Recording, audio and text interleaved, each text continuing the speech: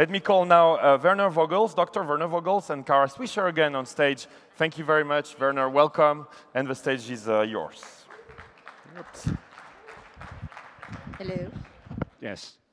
Oh, it's delightfully warm today. At least it's warm. It's warm in here, at least. Good.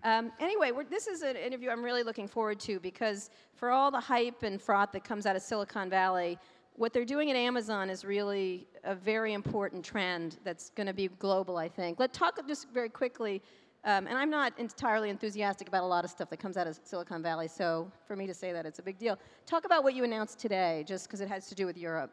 Okay, so today we launched Amazon EC2 in Europe. It's probably one of the things that was highest on the list of our customers that they wanted to see come out of us. Before this, EC2, Amazon EC2 is the Elastic Compute Cloud, which provides you with virtual machine compute capabilities. Now it's also possible to run that here in Europe, which gives you low latency to your customers here in Europe, low latency access to Amazon S3, the storage system that's here in Europe.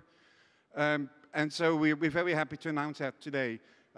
It's being launched in 2 availability zones. That means that you can also build high available applications here in Europe that can fail over in case of all sorts of disaster scenarios. And we're happy to have knocked off the #1 customer request on the list that was there. Let's talk about the idea of cloud computing. Now, again, in Silicon Valley, there's always buzzwords, and cloud computing is this year's. After social networking was last year's cloud computing. Everybody has a cloud computing thing, but you guys have been building it for several years. Explain why Amazon, I mean, most people would assume Microsoft or Google would be the dominant leaders in this space. Why did you begin to do this? Okay, now, first of all, we're not a Silicon Valley company. No, I know, you're Seattle. So we're in the tech north, so that's good enough. So the origin of what we did at Amazon had to do with our own needs. We had been building a very large compute environment for our retail operation. And there we started to notice that many of our engineers are spending a lot of time on doing infrastructure work.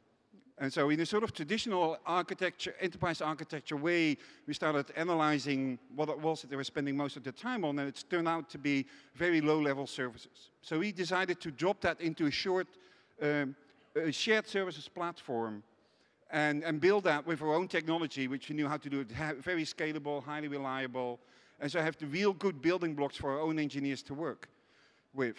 And then, just like we've looked at other pieces of Amazon that we've opened up to the outside world, whether it's enterprise services, our e-commerce services, fulfillment, we also started realizing that those low-level technologies were really unique in the way that we build them. And as such, we also started to opening up for other, for external users. But Amazon, I mean, people know Amazon is right now buying stuff at Christmas, being a retailer. Could this become a bigger business from Amazon than selling, I don't know, socks and books and all the things you sell? It's of course very hard to predict what's going to happen in the future. I hope that Amazon.com as a retailer grows as fast as we've been growing and continue to grow. But this is definitely a meaningful business for us. So when you say meaningful, how do you expect, I mean, who are your biggest competitors in the space? How would you look at it? Actually, at this moment, I don't think there are 2 competitors out there that have a viable commercial solution of the reliability and the scale that we are offering. Well, who would you? Will there be? Yes, absolutely. We've always believed that there will be competitors out there. But there will be a number of points on which all the competitors will be marked. You know, how scalable are you? How secure are you? You know, what is the reliability that you're offering? And you can expect that, you know, there's some sort of matrix on which customers can start choosing which provider they will use. Who do you imagine would be a competitor? I mean, Google comes to mind because they have servers worldwide, global servers. It's hard to look in the minds of other companies. One of the things I think that made Amazon really suitable in building this technology was that we do have an e-commerce background. That means that low margins are very important for us, and that we've always built technology that can really support a low margin business. And to really offer these kind of services as a pay-as-you-go service to developers, you need to be able to really drive costs to the floor in a very reliable manner, and that's one of our expertises. You know, one of the issues is being, besides latency and other issues, is being reliable. You had a few breakdowns. How are you building out now differently than before? If all these businesses are relying on you, storing everything, doing things, what keeps you up at night? Of course, we will not be satisfied until reliability is indistinguishable from perfect. Yeah, there's no excuse for any downtime or for any failure that will happen. So continuously, we're looking at our software, we're improving our software, we're improving our hardware infrastructure to make sure that no 100% availability is the only goal that you can have. And so, yeah, we continue to investigate, even the smallest disturbances, even if customers are not really exposed to them, and make sure that the root causes of those get fixed. And where do you imagine expanding? I mean, could you get it? I mean, Google's been trying to do software in the cloud. We have Salesforce. We have all sorts of companies that are trying to do these things. Would you be a company that would do this, provide software in the cloud to people, provide those kind of things? So I like to look at it as a three-layered model. So at the bottom is infrastructure as a service. That's what Amazon does now. On top of that, there's platform as a service, which is the infrastructure pieces that many companies can deliver on top of these programming models. Maybe the old-fashioned middleware industry could play a role there.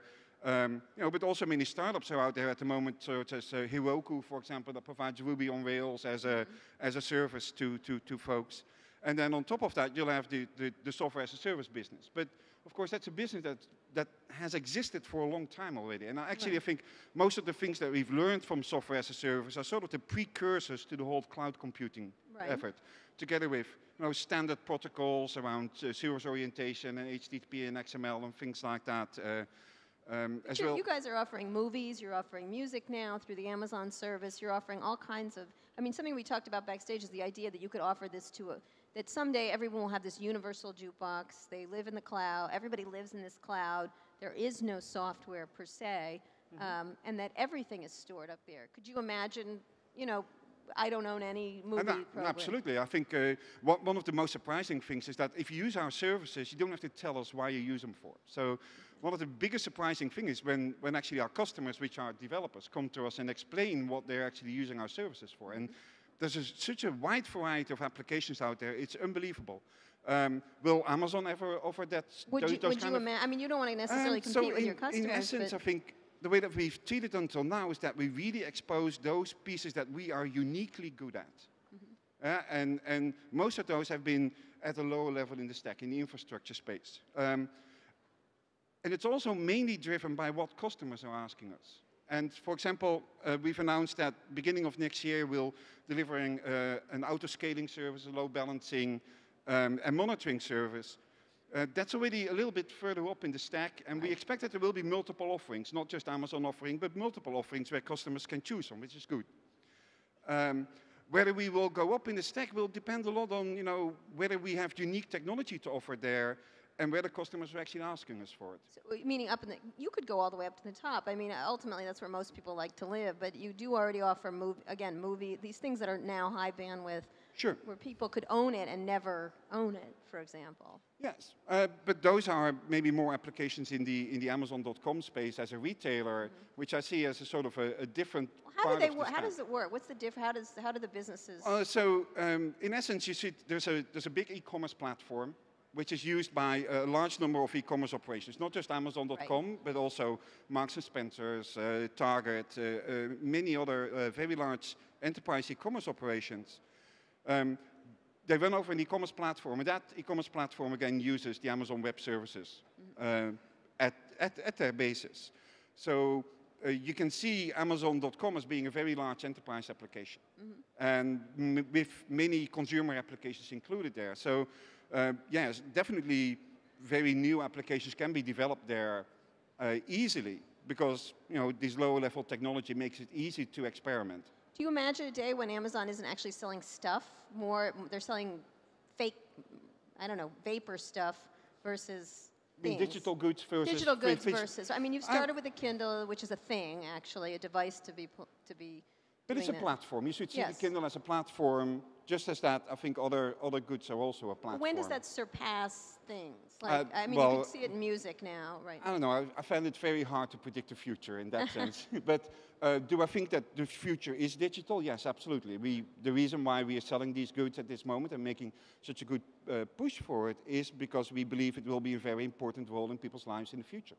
And we need to gain experience with how customers are using those, and that's why we're pushing fastly ahead there. How has the experiment with, music is something that people are very used to. How are the experiments with movies and things going? Obviously, Hollywood's its own. I think I'm the wrong person to ask that question. I'm the technologist. So all right, in a technology sense, they want them to be protected. They want them to be easily available. They want it to work. I mean, I know there was just some recent stuff with TiVo that was very jumpy, and with Apple TV. How does that become something that becomes almost seamless for people in experience? I just, invest a lot of effort and technology in there to make sure that we really understand what the customer experience is. I think that's something that we've always been good at, is really measuring what the performance for the customer is, what the experience for the customer is, and then continuously improving that. You have to make sure that the customer is continuously in the loop. But the same thing goes for our web services also. We continuously talk to our customers and let them also drive our agenda. So what is the next trend in that idea of web services? What do you, just more of the same, more servers, more around? I don't know. This is, if you look at the whole cloud computing, if you look 2 years ago, there was this interview with Jeff on in Business Week. It said Amazon's risky bet. Right. At 2 years ago, people were still completely amazed that this was going on. Now we're 2 years further down the road, and here in the hall, there are many startups and many enterprises also that deliver products that could not live without cloud computing. Right. Yeah. If it's especially these days, I think where economic times are a bit more grim, and where massive upfront investments in getting products off the ground, whether it's enterprise-wise or whether it's young business-wise, people are very hesitant. So traditionally there would be less experimentation at this moment. But we see that most of these companies are becoming customers of Amazon Web Services, such that they can continue to experiment with new products. And especially from within the enterprise, there's a big push happening at this moment in moving their existing as well as new products into the cloud. Right, big company, large big companies. Very big companies. What is the reticence still to do that? Is just their own security, their own? Well, actually, up till a number of months ago, I would say that the biggest stumbling block for them would be security. I found that in talking to them, it's shifting. They've kind of accepted that the cloud is there and that it's a very good mechanism, very good tool for them to build their applications and to be very cost effective. And that they're just going to work with the security that is there. It seems that we've almost satisfied the curiosity there, or the little obstacles that are there. I find that most enterprises, their first question at this moment is, how can I move my existing application into the cloud? What do I need to do? What's the engineering work I need to do? How difficult is it? Can you guys help me become better in that? And then once they've moved into the cloud, their next question is, how can I really start exploiting the good functionality of the cloud? How can it become horizontally scalable? How can I really exploit this one such that I get all the cost savings that I'm looking for? I find that those are the two questions that are on the forefront of most CIOs and CTOs these days. And what does it take them to move? I mean, what is because everyone does talk about it as a concept still, I think. Oh, so for us it was really important to get a number of enterprise partners on board. So Red Hat, Oracle, Sun, Microsoft all delivered their operating systems for us in the cloud. So you can use Windows as well as enterprise Linux from Red Hat or Open Solaris or Oracle's version of Linux. You can run all of their databases, so SQL Server, Oracle database, Red Hat provides MySQL. No, Sun provides MySQL. And then there's the Oracle Fusion as well as JBoss. All of these technologies run there. So these standard enterprise technologies have all been ported. All these companies have made licensing models such that they make it capable of running it in the cloud. So it makes it relatively easy if your enterprise apps are already using these technologies to then move into the cloud. If you're still reliant on some of the pieces that have not been ported yet, then there's work to do. But for Amazon, we've specifically picked a virtual machine model. So virtualization was something that most enterprises are already familiar with. So it made them easy to move from their existing data centers into the cloud. Right. And we find that maybe there was more myth about moving your apps into the cloud than that many of these companies are actually experiencing. We see a big push, and we see many enterprises moving both existing applications as well as new applications. And ridding themselves of their own data centers, individual data centers that they have that have been sort of built on I think eventually that's their goal, yeah. But mainly I think the first steps are, to no longer have to expand what they have. Right. And I think they're pretty successful with that. And lastly, and I was going to open up to any questions. Sure. What about prices? Because ultimately, this is would be a price game on some level.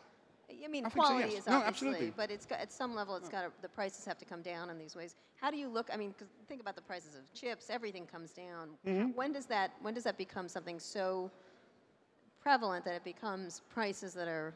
So I've always liked to believe that, at least at the hardware side, at Amazon we're really extremely efficient because this is something we had to do. You're a retailer. We retail. Right. Well, yeah, we retail, so we had to be. I think there's still a number of areas where we can make progress. Bandwidth pricing is one of them. Earlier this year, our AWS customers had helped us, consume that much more bandwidth that we were capable of negotiating better deals. Then we turned around immediately and lowered the bandwidth pricing for our customers. That's something we continue to do. It's something we've done in retail in the past always. Whatever cost savings we had in technology, we would translate back in lower pricing. It's something that we will continue to do in our web services business also. Okay, great. Do we have any questions from the crowd? Anybody? So I have a couple more about Amazon retail itself. Any question down here?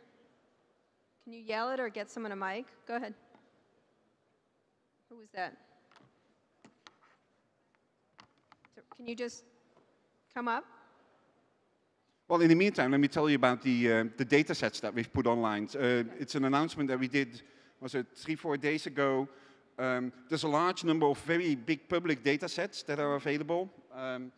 Genome data sets, US Census, and many researchers actually like to do their research and combine it with data from these data sets. And now we've made it very easy for these kind of researchers to actually use these data sets because it's standard available within the EC2 context. Okay, go ahead. Question?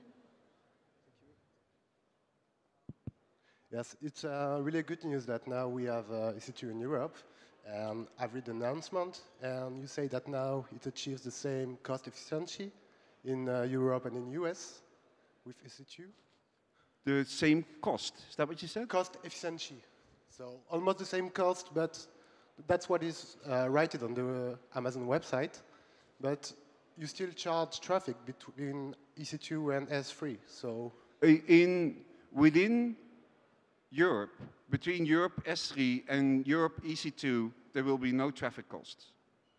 Maybe you will have to change the web page. Yeah, well, okay, then that's a mislead. Just like in the US, where if you access S3 from within EC2, there will be no bandwidth charges for you. The same goes for the European instance. Yeah, there is indeed a price difference between, but that's obvious because the cost of running data centers here is slightly higher. So coming back to your question, yes, we try to be cost following as much as possible and really drive these costs to the floor where we can do that. And where do you imagine expanding next? I mean, where are the great data needs? I don't know. So it really drives what customers are asking us. I think first thing is to add Windows to EC2 in Europe. Customers here have mainly been asking us for Linux instances, so we didn't want to wait with that until we had the whole offering complete.